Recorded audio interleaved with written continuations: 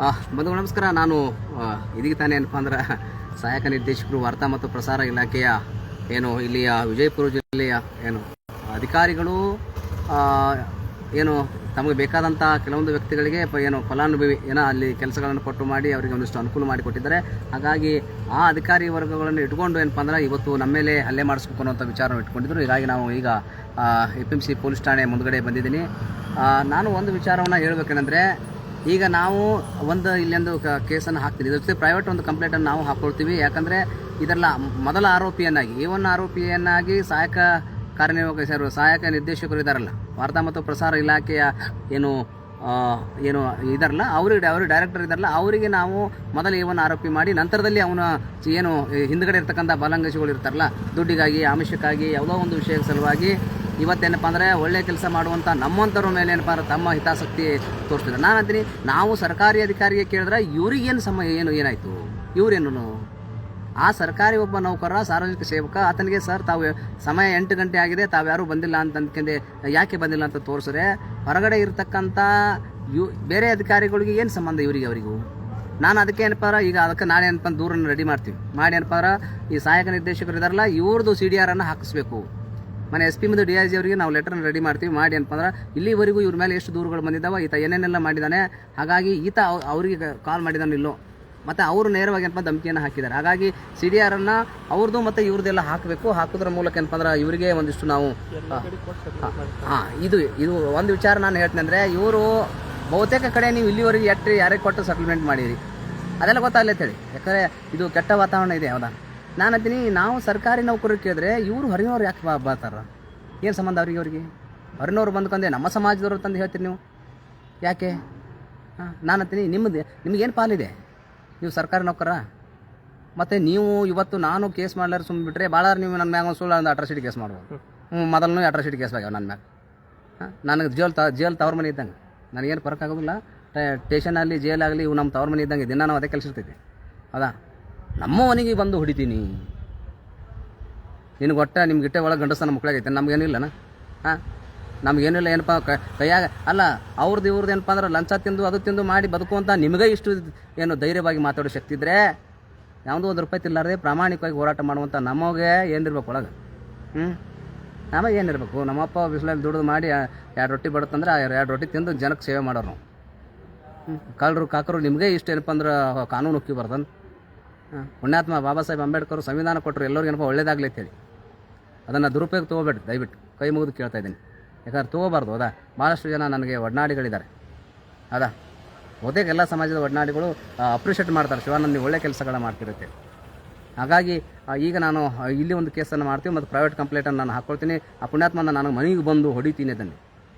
ನೀ ಮನೆಗೆ ಬಂದು ನನ್ನ ಹೊಡಿಬೇಕು. ಹೊಡಿಬೇಕು. ಯಾಕಂದ್ರೆ ನೀನು ನನಗೆ ಹೊಡಿಬೇಕು. ಯಾಕಂದ್ರೆ ನನ್ನ ಜೀವನ ತೊಗೊಳ್ಕೊಲ್ಲ. ಅಟ್ಲೀಸ್ಟ್ ಶಿವಾನಂದ ಸಾಯುವುದರಿಂದಾಗಿ 100 ಶಿವಾನಂದಗಳು ಹುಟ್ಟಲಿ ಭೂಮಿ ಮೇಲೆ, ಜಿಲ್ಲೆಯೊಳಗೆ ಹುಟ್ಟಲಿ. ನಿಮ್ಮಂಥ ತಗಲರು ಲಪ್ಪಂಗರು ಇಂಥ ಏನಪ್ಪ ಅಂದ್ರೆ ಲಂಚಭಾಗ ಏನಂತಾರಲ್ಲ, ಹೌದಾ, ಫಲಾನುಭವಿಗಳು ಏನಪ್ಪ ಅಂದ್ರೆ ನಮ್ಮ ಮೇಲೆ ಈ ಥರ ಏನಪ್ಪ ಅಂದ್ರೆ ವಿಚಾರಗಳನ್ನು ಮಾಡ್ತೀರಿ. ಇದು ನಾವು ಯಾಕಂದರೆ ಇವರು ಒಬ್ಬರನ್ನ ಬಿಟ್ಟರೆ ಮತ್ತೆ ಜನ ಬೆಳ್ಕೊತ ಹೋಗ್ತಾರೆ. ಹೌದಾ? ಯಾಕಂದ್ರೆ KRS ಪಕ್ಷ ನಾವು ಇಲ್ಲಿವರೆಗೆ ಏನಪ್ಪ ಅಂದ್ರೆ ಸಾಕಷ್ಟು ಹೋರಾಟಗಳನ್ನು ಮಾಡಿದ್ದೀವಿ. ನಮ್ಮ ಮೇಲೇನು ಕೇಸುಗಳು ಹೊಸದಲ್ಲ, 200-300 ಕೇಸ್ ಅದಾವೆ. ನಿಮ್ಮ ಮ್ಯಾಗ ಹೊಸದಿರ್ಬೋದು. ಯಾಕಂದ್ರೆ ನಿಮ್ಗೆ ಅದು ಬೇರೆ ಥರಕ್ಕೆ ಇರ್ತೈತಿ ವಾತಾವರಣ.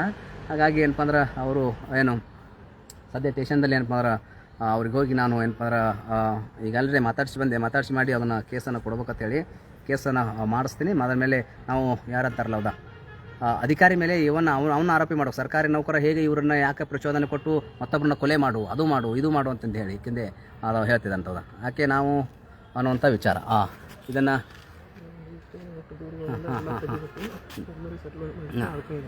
ಅದಕ್ಕೆ ಇರ್ತೇವೆ. ಹೌದಾ? ಇದೆಲ್ಲ ಇದ್ದಾವೆ. ಹೌದಾ? ಅದಕ್ಕೆ ಏನಪ್ಪ ಅಂದ್ರೆ ಇದು ಇರ್ತಾವೆ. ಹೌದಾ? ಭಾಳಷ್ಟು ವಿಷಯಗಳು ನಾವು ಹೇಳೋದಿದೆ. ಹೌದಾ? ಅವ್ರ ಬಗ್ಗೆ ಏನಪ್ಪ ಅಂದ್ರೆ ಆಮೇಲೆ ಇಲ್ಲಿವರೆಗೂ ಎಷ್ಟು ದೂರು ಪ್ರತಿಗಳನ್ನು ಬಂದಿದ್ದಾವೆ, ಎಷ್ಟು ದೂರು ಪ್ರತಿಗಳು ಬಂದಾವ. ಆ ದೂರಿಗೆ ಇವರೇನು ಕ್ರಮಗಳನ್ನು ಇಲ್ಲಿವರೆಗೂ ಕೈಗೊಂಡ್ರು, ಯಾವೆಲ್ಲ ದೂರುಗಳಿಗೆ ಹೇಗೆಲ್ಲ ಸೆಟಲ್ಮೆಂಟ್ ಮಾಡಿದ್ರಿ. ನಾನು ಅದನ್ನು ಮತ್ತು ಹೋಗಿ ಅವ್ರಿಗೆ ಭೇಟಿಯಾಗಿ ಸೆಟಲ್ಮೆಂಟ್ ಇದ್ದಂಥವ್ರನ್ನ ಮಾಡ್ತೀನಿ, ಬಿಡಲ್ಲ. ಯಾಕಂದ್ರೆ ಹೌದಾ, ನಮ್ದು ಏನಂದರೆ ಸುಮ್ಮನೆ ಒಳ್ಳೆ ಥರಕ್ಕೆ ಒಂದು ಆಫೀಸ್ ಇದೆಯಪ್ಪ, ಚೆನ್ನಾಗಿ ನಡ್ಸ್ಕೊಂಡು ಹೋಗ್ರಿ, ಅದನ್ನು ಒಳ್ಳೆ ಥರಕ್ಕೆ ಆಗಲಿ ಅಂತಂದು ಹೇಳೋ ಉದ್ದೇಶ ಇರ್ತೈತಿ. ನೀವು ಅದನ್ನು ರಿಕಾಲ್ ಮಾಡಿದ್ರೆ ನಾನು 100 ಕಾಲ್ ಮಾಡ್ತೀನಿ. ನಾವೇನು ಕೆಲಸನೇ ಅದೇ ಇರ್ತೀನಿ. ಮತ್ತು ಇವ್ರನ್ನ ಬಿಟ್ಟು ಚೂ ಬಿಡ್ತೀನಿ, ಅದು ಬಿಡ್ತೀನಿ, ಇಂಥ ಭಾಳ ಚೂ ಬಂದಾವ. ನಮ್ದು ಚೂ ಬಾಣಗಳು ಆ ಕಡೆ ಹೊಳೆ ಮುರ್ಕೊಂಡು ಹೋಗ್ಯಾವ. ಹೌದಾ? ನಿಮ್ಗೆ ಯಾಕಂದ್ರೆ ಏನಾದ್ರು ಒಂದಿಷ್ಟು ನಾವು ಏನೋ ಹೇಳಿಬಿಟ್ರಿತ್ತು, ಒಂದಿಷ್ಟು ಜೋರ್ ದನಿಯಲ್ಲಿ ಏನೋ ಕೇಸ್ ಮಾಡಿಬಿಟ್ರಿತ್ತು, ಅಥವಾ ಏನೋ ದಬ್ಬಳಿಕೆ ಮಾಡಬೇಕಲ್ಲ, ಇದು ಆಗಬಾರ್ದು. ಒಳ್ಳೆಯದ ನಾಡನ್ನು ಕಟ್ಟಬೇಕಲ್ಲ, ಒಳ್ಳೆಯ ನಾಡನ್ನು ಕಟ್ಟಬೇಕು, ಒಳ್ಳೆಯ ಸಮಾಜವನ್ನು ಕಟ್ಟಬೇಕು. ಬಡವರು, ಮಧ್ಯಮ ವರ್ಗದವರು, ಕಾನೂನನ್ನು ಕೇವಲ ನಾವೇ ಪಾಲನೆ ಮಾಡಿದ್ರೆ ಹೇಗೆ? ವಿದ್ಯಾವಂತರು, ತಿಳುವಳಿಕೆ ಇರ್ತಕ್ಕಂಥ ನೀವು ನಾಯಕರಾಗಿ ಗುರುತಿಸ್ಕೊಂಡಂಥ ನೀವೇ ಏನಪ್ಪ ಅಂದ್ರೆ ಈ ಥರಕ್ಕೆ ವಾತಾವರಣ ಕಳ್ಳಿರ್ತಕ್ಕಂಥ ಭ್ರಷ್ಟ ಇರ್ತಕ್ಕಂಥ ಸಮಾಜದಲ್ಲಿರ್ತಕ್ಕಂಥ ವ್ಯಕ್ತಿಗಳನ್ನ ಬೆಂಬಲಿಸ್ಕೊತ ಹೋದರೆ ಮತ್ತು ಏನು ಮಾಡೋಕ್ಕೆ ಸಾಧ್ಯ? ನಾನು ಇನ್ನೂ ಒಂದು ಮಾತಂದ್ರೆ ಅವರು ಒಂದು ವಿಷಯವನ್ನು ಅವರಿಗೆ ನಾನು ಕೇಳಕ್ಕೆ ಬಯತೀನಿ. ನಮ್ಮ ಸಮಾಜದ ಅಧಿಕಾರಿಗೆ ನೀವು ಕಾಡುತ್ತಿದ್ದೀರಿ. ನಿಮ್ಮ ಸಮಾಜದಲ್ಲಿ ಇರ್ತಕ್ಕಂಥ ದೇವರಪುರಿ ಮತಕ್ಷೇತ್ರದ ಬಿಬಿಂಗಳಿ ಹತ್ತಿರ ಒಂದು ಹಾಸ್ಟೆಲ್ ಇದೆ.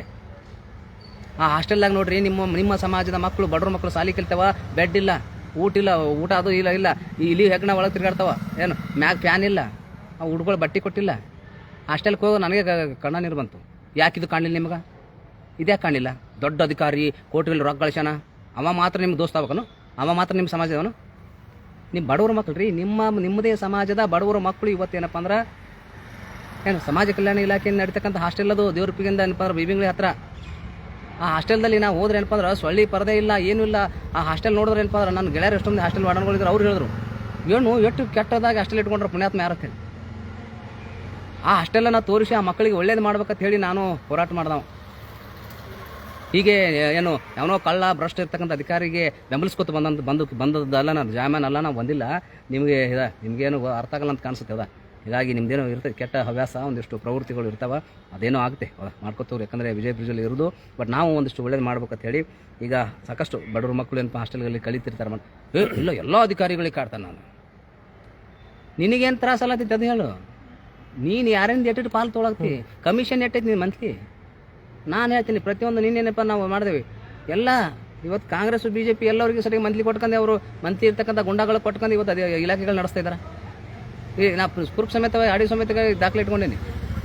ನಾನು ಅದು ಯಾವುದನ್ನ ಆ ಥರ ಅದನ್ನು ಹೊರಗೆ ಹಾಕಿದ್ರೆ ಮತ್ತೆ ಕೆಟ್ಟದ್ದು ಆಗಬಾರತ್ತೆ ಸುಮ್ಮಿರ್ತೀನಿ.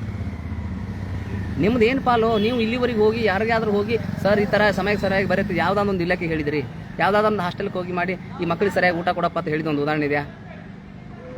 ಯಾವ್ದ್ರ ಸಲುವಾಗಿ? ಅದಕ್ಕೆ ಏನು ಬೇಕಲ್ಲ? ಒಬ್ಬ ಶ್ರೀಮಂತ ನಿಮ್ಮ ಸಮಾಜದವನು ಇರಬೇಕು, ಶ್ರೀಮಂತ ಇರ್ಬೇಕು.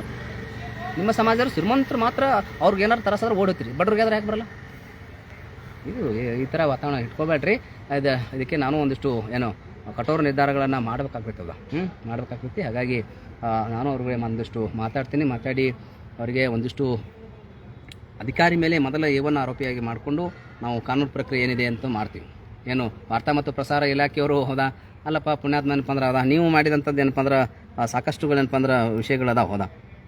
ಇದು ಯಾರ ನಂಬರ್ ಇದೆ, ಈ ನಂಬರ್ದಿಂದ ಫೋನ್ ಬಂದಿದ್ದು ನನಗೆ. ನಾನು ನಂಬರ್ನು ಹೇಳ್ತೀನಪ್ಪ ಅಂದ್ರೆ 9980306375 ನಂಬರ್ನಿಂದ ನಾವು ಕರೆ ಬರುತ್ತೆ. ನಿಮ್ಮ ಮನೆಗೆ ಬಂದು ಹೊಡೆಯುತ್ತೇನೆ. ನಮ್ಮವನು ನನಗೆ ಗಣಸ ತಡ್ದಾಳ, ನಮ್ಮವ್ವ ನನಗೂ ಗಣಸ ತಡ್ದಾಳ, ಮತ್ತು ಒಳ್ಳೇದು ಕಲಿಸ್ಯಾಳ ನಮ್ಮವ್ವ ನನಗೆ.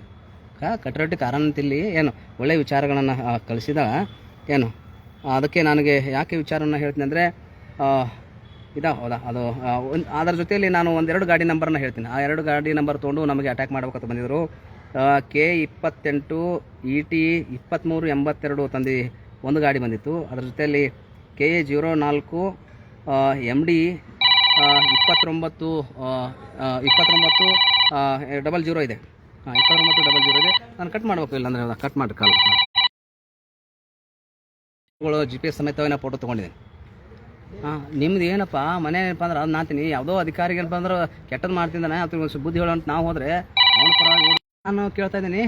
ಗಾಡಿ ನಂಬರ್ ಏನಪ್ಪ ಅಂದ್ರೆ ಇನ್ನೊಂದ್ಸಲ ನಿಮ್ಗೆ ಹೇಳ್ತೀನಿ ಏನಪ್ಪ ಅಂದ್ರೆ ಹೌದಾ K28 ET 2382 KA04 MD 2900 ಅಂತೇಳಿ.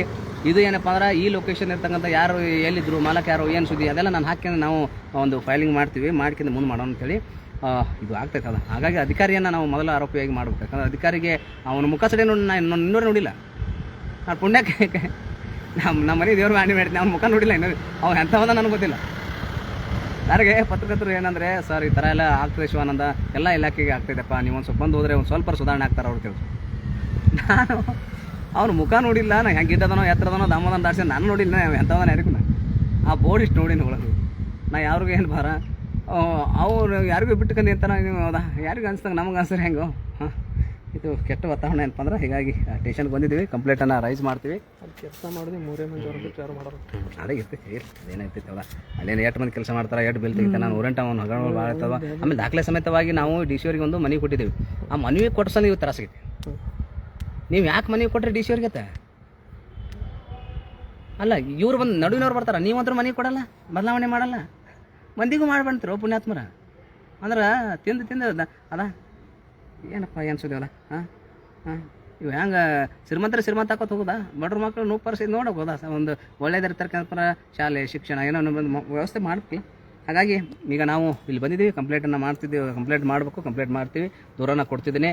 ಮತ್ತು ಇಂಥವು ಇಟ್ಕೊಂಡು ಯಾರಾದರೂ ನನಗೆ ಫೋನ್ ಮಾಡಿದ್ರೆ ಮತ್ತೆ ನಾನು ಏನು ಚೆನ್ನಾಗಿ ಏನಪ್ಪ ಕಾನೂನು ಪಾಠಗಳನ್ನು ಕಲಿಸ್ತೀನಿ. ನಿಮ್ಮಷ್ಟಕ್ಕೆ ನೀವು ನಿಮ್ಮ ಒಳ್ಳೇದು ಮಾಡ್ಲಿಕ್ಕೆ ಕಟ್ಟೆ ಆಯಿತು, ಸುಮ್ಮನೆ ಇರೋದು ಕಲೀರಿ. ನನಗೇನು ಸಾಧ್ಯತೆ ನಾನು ಮಾಡ್ತೀನಿ. ಮತ್ತು ಶಿವಾನಂದ್ಗೆ ಏನಪ್ಪ ಅಂದ್ರೆ ಅದನ್ನು ಮಾಡಿ ಇದನ್ನು ಮಾಡಿ ನಾನು ಗಿಂಜಿಸ್ತೀನಿ ಅಂದರೆ ಇವೆಲ್ಲ ನಾಡ್ಕೊಳ್ಬೇಡ. ಒಂದು ಶಿವಾನಂದ್ ಜೀವ ತೆಗೀರಿ. ಇವಾಗ ಶಿವಾನಂದ್ ಹೌದು, ನೀವು ನಾನು ಸತ್ತೋಡ್ದಾನ ಬಿಡ್ತೀನಿ, ಅಲ್ದ ಬಿಡಲ್ಲ, ನಾನು ಕೊಂದು ಬಿಡ್ರಿ. ಶಿವಾನಂದ್ ಕೊಂದ್ರಿ ಕಡೆಗೆ ಏನಪ್ಪ ಅಂದ್ರೆ ಇಲ್ಲಿ ನರಸತ್ತದ ಇರ್ತಕ್ಕಂಥ ಏನೋ ಯುವಕರಾದ್ರೆ ಎದ್ದು ಹೇಳ್ತಾರೆ, ಇಲ್ಲ ಕೊನೆ ಪಕ್ಷ ಏನಪ್ಪ ಅಂದ್ರೆ ಆ ಹುಡುಗ ಅಟ್ಟೆಲ್ಲ ಮಾಡ್ಕೊಂಡು ಸತ್ತು ನಾವೊಂದು ವಿಷ್ಣು ಸೇನ ಥರ ಒಂದು 10-20 ಜನ ಹುಡ್ಕೊಳ್ಳಿ, ಒಳ್ಳೆ ಕೆಲಸ ಮಾಡಲಿ, ಅದಾರು ಮಾಡಿರಿ. ಕಡೆಗೆ ಬರೀ ಬೋಗಸ್ ಡೈಲಾಗ್ ಹೋಗಿದ್ದಲ್ಲ ಅಲ್ಲಿ. ಬಿಡ್ರಿ, ಗನ್ ತೊಗೊಂಡು ಟಂಗನ ಹಾರಿಸ್ರಿ, ಹೋಗ್ಲಿ ನಾವು ನೋಡ. ಒಂದು ಹೆಣ ಹೋದ್ರೆ ಏನಾಗೋದು, ಬಡಗನ ಹೊಡೆದು ಬಿಡದಪ್ಪ, ಟಂಗ ತಿಂಗೆ ಹೊಡೆದ್ರು ಹೋಗ್ಲಿ ಗನ್. ಅದನ್ನು ದಮ್ಮಿಲ್ಲ. ಯಾಕಂದ್ರೆ ಒಬ್ಬನ ವ್ಯಕ್ತಿ ಕುಲದಾಡ್ಸೋ, ಒಬ್ಬ ವ್ಯಕ್ತಿ ಕೊಂದಗಳೇ ನಿಮ್ಮ ಹೆಂಡ್ರು ಮಕ್ಕಳು ಎಲ್ಲ ಬಿಟ್ಟು ಜೈಲೇ ಇರ್ಬೇಕು, ಸಾಯ್ತಾನ. ಅದನ್ನು ಮಾಡಲ್ಲ ಅವ್ರು. ಯಾಕಂದ್ರೆ ತಮ್ಮ ಹೆಂಡ್ರು ಮಕ್ಕಳ ಬಿಟ್ಟು ಅವು ಜೈಲ ಸಾಯ್ತಾನ, ಅವು ಯಾವಾಗ್ತಿರ್ತಾರೆ ಯಾರೋ ಸಲೇನೆ. ಅವನ ಅಣ್ಣ ತಮ್ಮ ಹೊತ್ತದ ಒಂದವು ಇವೆಲ್ಲ ಅರಿವಿ ಅವ್ನು ಹಿಂಗೆ ಮಾಡಿದ್ರೆ ಅದೇನಪ್ಪ ಅಂದ್ರೆ ನೀವು ಇದಕ್ಕೆ ಮಾಡ್ತೀರತ್ತಂದು ಅದು ನಾನು ಹೇಳ್ಬೇಕಾಗಿಲ್ಲ. ದಯವಿಟ್ಟು ಇದಕ್ಕೆ ಮಾಡಬೇಡ್ರಿ, ಒಂದಿಷ್ಟು ಒಳ್ಳೇದು ಮಾಡೋಣ. ಮತ್ತು ಇವೆಲ್ಲ ಪುಂಗಿದಾಸ ನನ್ನ ಮುಂದೆ ಒಟ್ಟು ಯಾವುದು ಊದಬಾರ್ದು, ಊದ್ರೆ ನನಗೆ ಬೇರೆ ಥರಕ್ಕೆ ಅದು ಆಗ್ತೈತಿ. ದಯವಿಟ್ಟು ಮಾಡಿಬಿಡ್ರಿ, ಒಳ್ಳೆಯದನ್ನು ಬೆಂಬಲಿಸ್ರಿ. ನಾನು ಸ್ಟೇಷನ್ಗೆ ಹೋಗ್ತೀನಿ, ಅವ್ರು ಕೂಡ ನಾನು ಮಾತಾಡಿ ಒಂದಿಷ್ಟು ಏನು ಮಾಡೋಕ್ಕೆ ಸಾಧ್ಯ ಅಂತ ನೋಡು ಅಂತೇಳಿ. ಎಲ್ಲರಿಗೂ ಒಳ್ಳೆಯದಲ್ಲಿ ಶಾಣೆ ಮುಂದಿನ ಅಪ್ಡೇಟ್ ಕೊಡ್ತೀನಿ.